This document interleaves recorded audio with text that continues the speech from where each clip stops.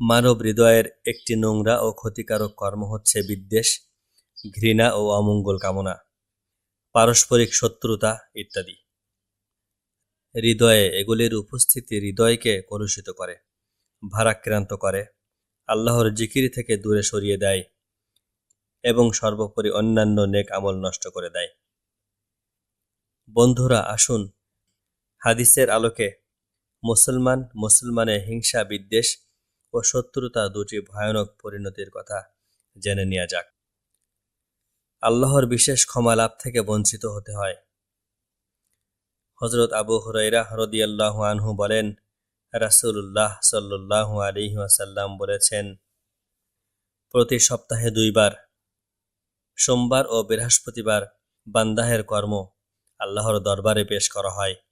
তখন সকল মুমিন বান্দাহকে ক্ষমা করে দেয়া হয়, শুধুমাত্র সেই ব্যক্তি বাদে যার ও তার ভাইয়ের মধ্যে বিদ্বেষ ও শত্রুতা আছে। এদের বিষয়ে বলা হয়, এদের বিষয়ে স্থগিত রাখো যতক্ষণ না এরা ফিরে আসে।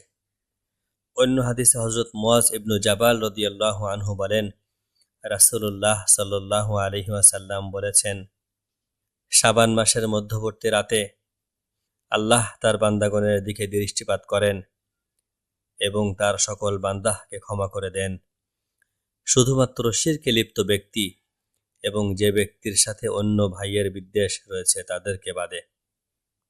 সকল নেককর্ম ও ধর্ম ধ্বংস করে দেয়। জুবাইর ইবনুল আওয়াম রাদিয়াল্লাহু আনহু বলেন, রাসূলুল্লাহ সাল্লাল্লাহু আলাইহি ওয়াসাল্লাম বলেছেন, পূর্ববর্তী জাতিগুলোর ব্যাধি তোমাদের মধ্যে সঞ্চারিত রয়েছে, তা হচ্ছে হিংসা ও বিদ্বেষ। এ বিদ্বেষ মুণ্ডনকারী। আমি বলি না যে তা চুল মুণ্ডন করে, বরং তা দিন ও ধর্মকে মুণ্ডন ও ধ্বংস করে দেয়। আমার প্রাণ যার হাতে, তার শপথ করে বলছি, ঈমানদার না হলে তোমরা জান্নাতে প্রবেশ করতে পারবে না, আর পরস্পরে একে অপরকে ভালো না বাসলে তোমরা বিশ্বাসী বা মুমিন হতে পারবে না। এ ভালোবাসা প্রতিষ্ঠার মাধ্যমে আমি শিখিয়ে দিচ্ছি সর্বত্র ও সর্বদা পরস্পরে সালাম প্রদানের রেওয়াজ প্রচলিত রাখবে। হযরত আবু হুরায়রা রাদিয়াল্লাহু আনহু থেকে বর্ণিত অন্য হাদিসে বলা হয়েছে, খবরদার, হিংসা থেকে আত্মরক্ষা করবে, কারণ হিংসা এমনভাবে নেককর্ম ধ্বংস করে যেমনভাবে আগুন খড়ি ও খড়কুটো পুড়িয়ে ফেলে।